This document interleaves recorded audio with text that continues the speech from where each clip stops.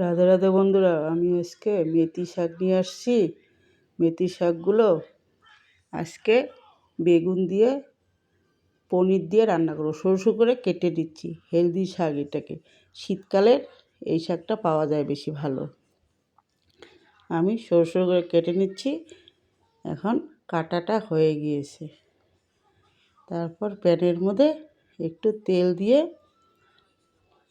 দুটো শুকনো লঙ্কায় দিয়েছি, আর কিছু দিব না। এখন একটু বেগুন দিয়েছি, নুন দিয়ে দিলাম, হলুদ দিয়ে দিলাম। এটা ভাজি ভাজি করে নিয়ে, এটা কাঁচা লঙ্কা আমি দিব না।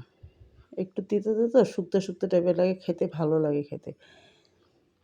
এটা আমি এখন বেগুনটা ভাজা হয়ে গেছে, আমি এখন শাকগুলো ঢেলে দিচ্ছি।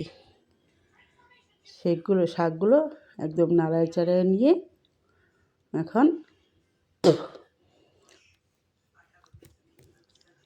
একটু টাইম লাগে, একটু হতে জল ছেড়ে দিয়েছে। আমার আবার শাক খেতে খুব ভালো লাগে। প্রত্যেক দিনই কিছু না কিছু শাক নিয়ে আসি আমি রান্না নিয়ে।